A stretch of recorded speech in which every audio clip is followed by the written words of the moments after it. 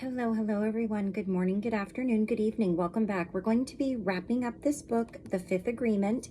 We are going to read the epilogue, which doesn't sound like it would be all that helpful, but with books like this, reading the introduction and the epilogue really offers a lot of information and extra insight that you may not have gotten had you decided to skip it, which I tend to do in other genres.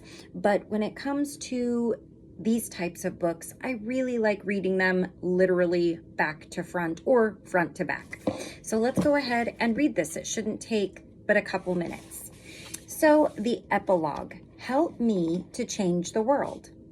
If you are no longer satisfied with the kind of messenger you are, if you want to become a messenger of truth and love, then I invite you to participate in a new dream for humanity, one in which all of us can live in harmony, truth, and love.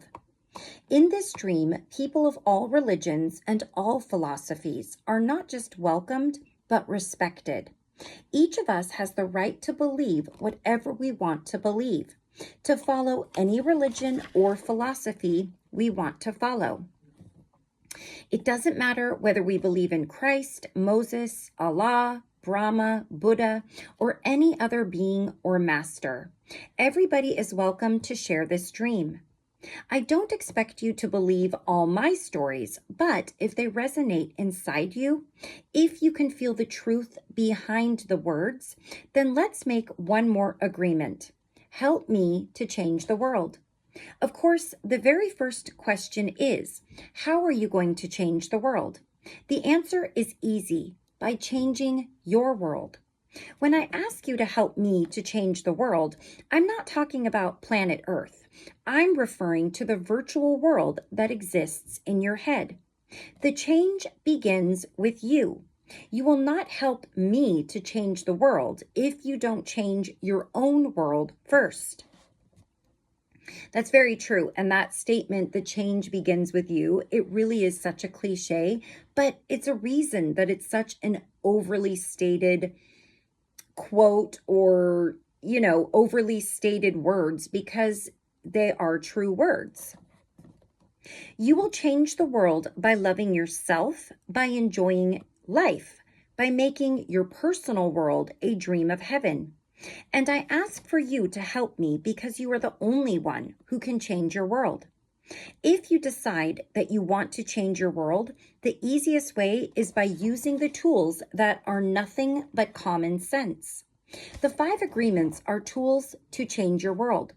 If you are impeccable with your word, if you don't take anything personally, if you don't make assumptions, if you always do your best, and if you are skeptical while listening, there won't be any more war in your head. There will be peace. If you practice the 5 agreements, your world becomes better, and you want to share your happiness with the people you love.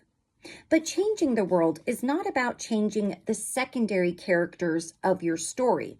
Basically, that's, close family and friends. If you want to change the world, your world, the way to do it is by changing the main character of your story.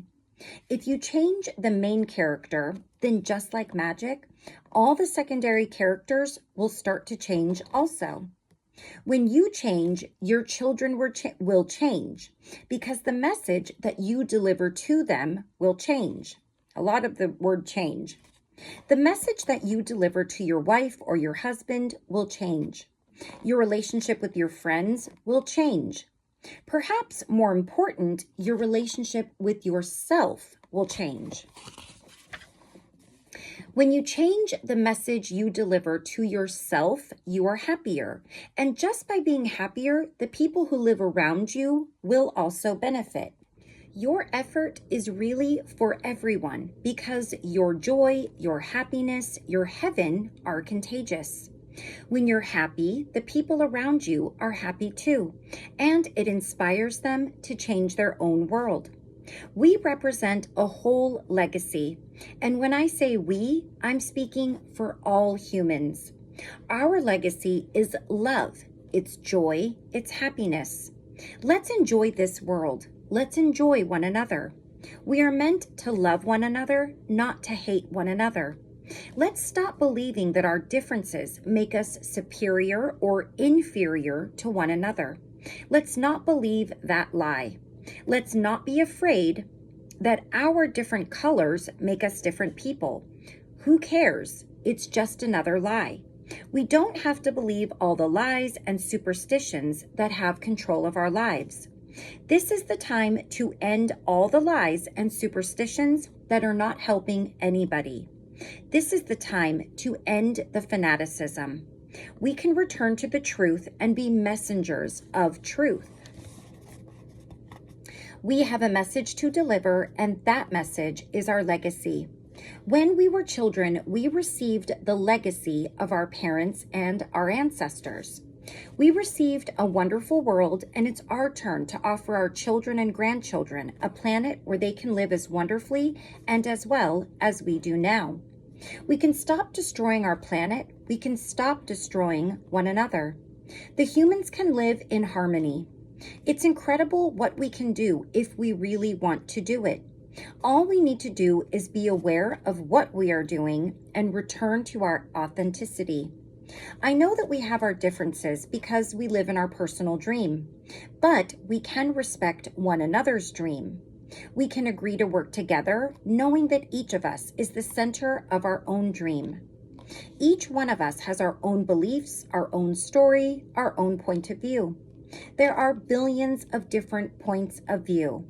There are billions I was going to read that line twice. There are billions of different points of view, but it's the same light, the same force of life behind each one of us. Help Me to Change the World is an invitation to be authentic, to be free. Open your heart to receive this agreement. I'm not asking you to try to change the world. Don't try to do it, just do it. Take the action today. The legacy that we leave to our children and grandchildren can be magnificent. We can change our whole way of thinking and show them how to have a love affair with life. We can live in our personal heaven that follows us wherever we go. It's not true that we come to this planet to suffer. This beautiful planet Earth is not a valley of tears. Our new way of thinking can replace all those lies and take us to a wonderful place to live life.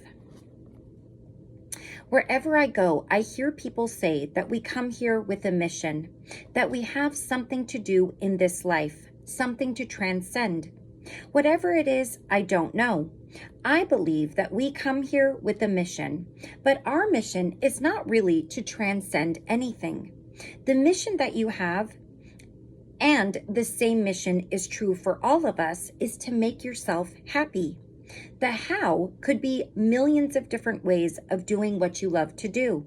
But the mission of your life is to enjoy every single moment of your life. We know that sooner or later, our physical bodies will no longer exist.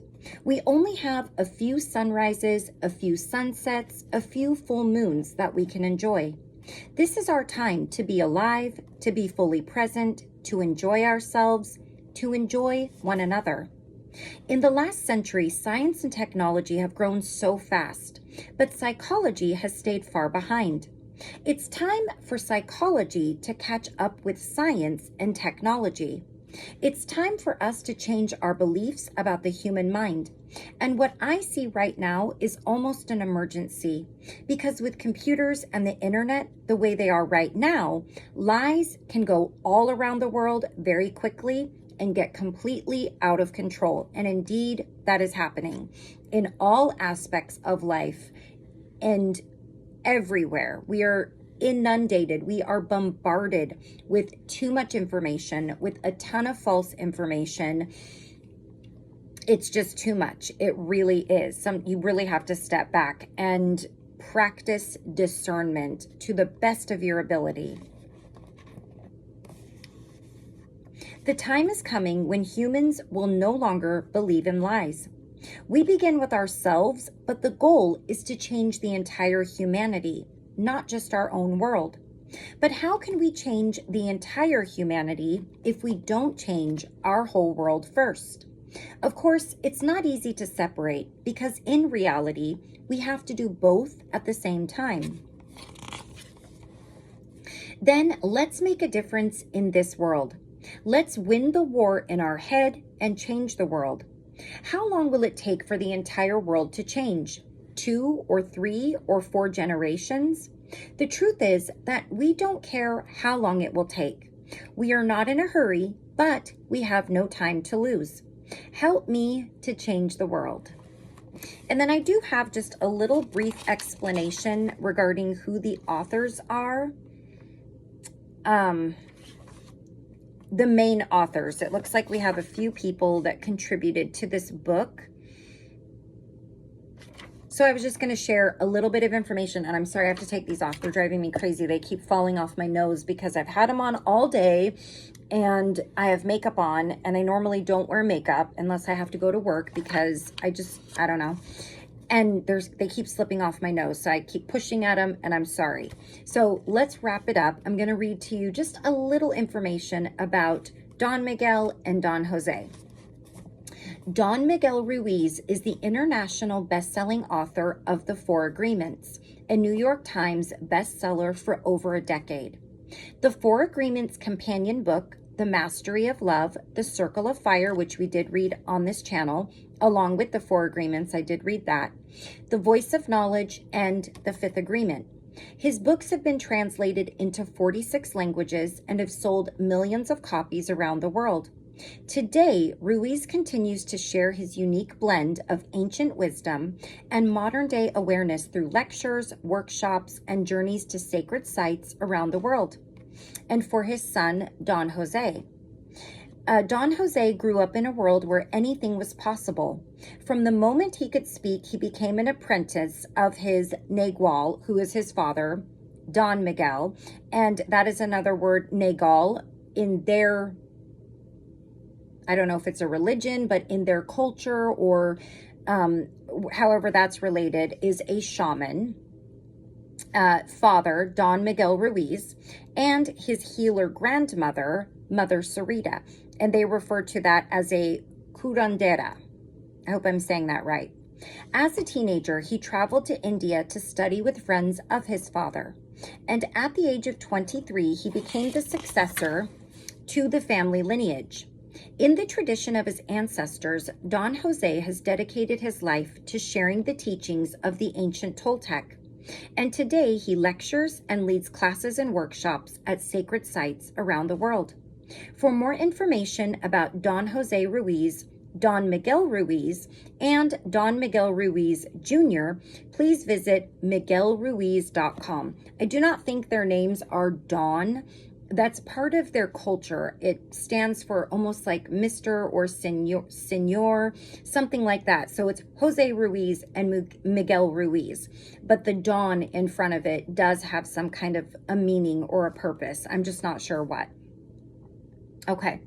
And there is another contributor to the book, but I'm not going to read that because then it goes into basically a breakdown of the rest of his books that are mentioned. And of course, if you want to know more about all of the books that he's written, you can certainly go on to his website or Google, whatever you like to do. So we are now finished reading The Fifth Agreement. Thank you all so very much for joining me. And I will be bringing a new book, of course, to you guys very soon in the next few days to a week or so. And until I see you again for our next book, please take care of yourself. Please take care of those around you. I love you all very much, and I'll see you again soon for our next book and a new Let's Read series. Take care until then. Bye-bye.